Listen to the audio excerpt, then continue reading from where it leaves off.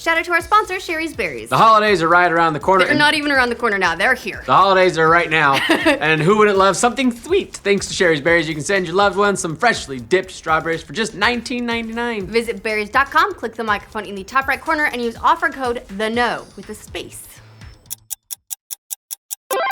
Welcome to The Know, I'm Ashley Jenkins. I'm John Reisinger. Throughout its marketing campaign for the Switch, Nintendo has emphasized one attribute over everything else: portability.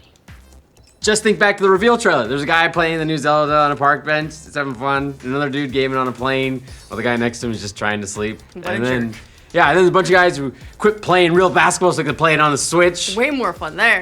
Look, the point was clear. You can take the Switch anywhere, and it's way more fun than whatever real thing you could be doing. Real sucks. But a new report is out supporting earlier rumors that the Switch's clock speeds may be slower when it's out of its dock. Like a lot slower, which means that its portable performance might not be everything that you hoped. Yeah, so Digital Foundry, the guys from Eurogamer who spend all their time measuring game performance on different hardware and airing all that dirty laundry, reports that the system, when it's undocked, only hits 40% of the clock speeds that the Switch is capable of when it's connected to the dock. 40%. So its CPU and memory controller speeds actually are the same, but apparently the console's GPU speeds change significantly when it's not docked. Yeah, the reason is that Nintendo apparently downclocked the GPU to hit its thermal and battery life targets, Digital Foundry reported. Nintendo hasn't actually responded to this report, and we don't expect them to since they're running silent until their event next month, and Digital Foundry sources remain anonymous. So don't hang your hat on this report just yet, but if true, it would mean that the Switch might provide a much different gameplay experience depending on whether or not it's docked or if it's on the go. We've reported before that the Switch probably won't be as powerful as the PlayStation 4 or the Xbox One. According to reports, the Switch will only be capable of about a teraflop of performance. That's one, much less than PS4's 1.8 teraflops or Xbox One's 1.3 teraflops, and doesn't even hold a candle to PS4 Pro's 4.2 teraflops or Xbox Scorpio's estimated 6 teraflops. That's so many flops in one paragraph. All the flops.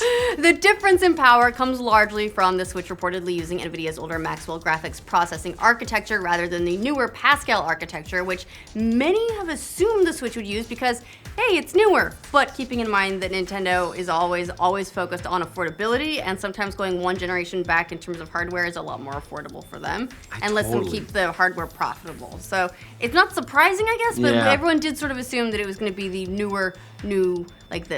new hotness, and maybe it's not. The new hotness architecture. It's old and busted.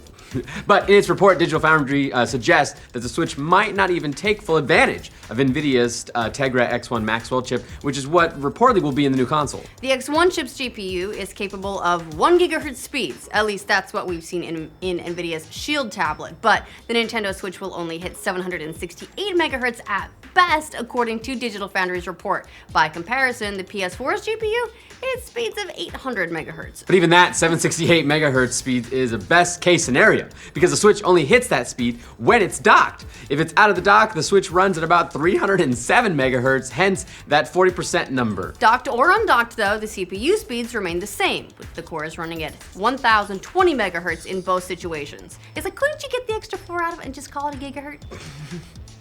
So that's a lot of numbers, but let's break down what they actually mean. One developer told Digital Foundry that it could result in studios having to create 2 different versions of the same game for the same console, which, if true, is very disappointing. That would obviously create a huge challenge for third-party developers, and it's not like Nintendo's been known for playing well with them to begin with. It was a major challenge for the Wii U to have developers basically create scaled-down versions of their stuff, and since that console took a lot of extra work without much of an additional sales opportunity for most third parties, they jumped ship, and we ended up with another Nintendo console that had some really awesome first-party exclusives, but not enough of a library to tempt consumers away from other console options. Yeah, as Digital Foundry put it, while there will be multi-platform projects, a point Nintendo made in its reveal with the Skyrim footage, we should not expect to see Switch versions of cutting-edge blockbusters. Again though, no one really expected Nintendo to ever compete directly with Sony or Microsoft in terms of hardware performance. The company in recent memory has prioritized unique gameplay experiences like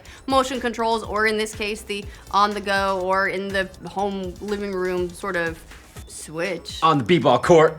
On the b-ball court, yes, that experience. And that's what they put over the emphasis on latest and greatest graphics. And remember, we didn't even support HD. Yeah, that was bad. And it's worth noting that even a 307 megahertz GPU should be pretty much on par with the Wii U, which is pretty amazing if you think of it as a primarily handheld console. I'm not sure the numbers of the new 3DS, but the regular 3DS clocks in at 4.8 gigaflops. Yeah. That's like so not a lot. It's giga, it's not Gigahertz. tera. And even the Vita only targets 50, so. That's, if you think about it for Nintendo, if you think about it for handheld, that's pretty next gen. That's like 6 Vitas. If you look at it in relation to other consoles, maybe not so much. So this news leads to more questions though, like what type of modifications could be made to the NVIDIA chip that might allow devs to get more performance out of that GPU. In their own announcement, NVIDIA noted that it's a custom chip, so even if it's based on the Maxwell technology, they may have been able to do some interesting gymnastics to get more out of it by maybe leaning on their newer technology. It's possible.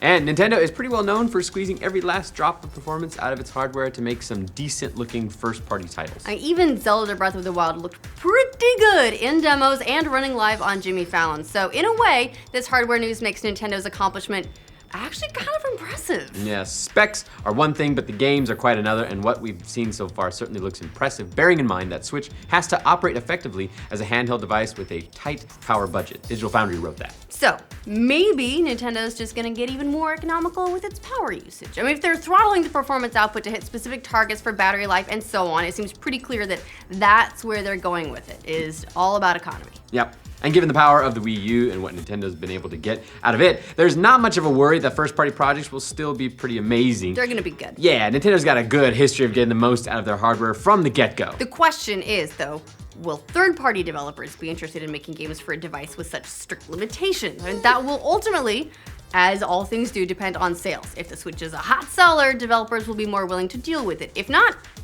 Wii U the sequel. Yeah, of course, none of this has been confirmed and Nintendo isn't commenting. We'll know more after Nintendo hosts a full media presentation of the console next month in Japan. That event is scheduled for January 12th, and it's also when Nintendo will tell us the Switch's price and lineup of launch games. We think. And while the Switch isn't releasing until March, Nintendo is making the console available to play in a few select cities starting early next year as part of its publicity tour. Gamers in New York can get a chance to try the console out in a tour stop the weekend of January 13th through 15th. It's mostly invite only, but for one day, the public is invited to come by and try out the Switch. It's then heading to Toronto, then Chicago, San Francisco, and Los Angeles. Nintendo's also bringing the Switch to PAX South in January, PAX East in March, and South by Southwest in Austin in March. Alternately, if you decide to join us for RTX Sydney in early February, and why wouldn't you? Australia's great that time of the year. It'll be playable there. Just saying, we've got it for 2 days, not 1, 2. We're cool.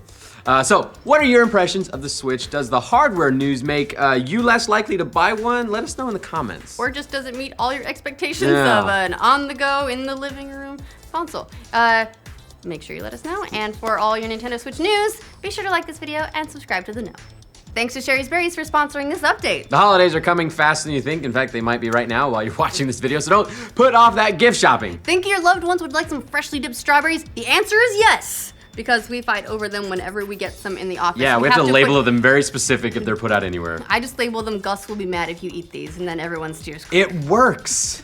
You can send anybody a batch for $19.99. Just go to berries.com, click the microphone in the top right corner, and enter code The Know with a space, and then you can get some of these. There's white chocolate with like little drizzle. There's these, they're chocolate with nuts. There's the dark chocolate covered in more dark chocolate. These are my favorite. Want one? Can I have one of those too? Uh-huh. Am I allowed to have one? I can't speak English anymore, but it's fine. They're so good. Get some berries.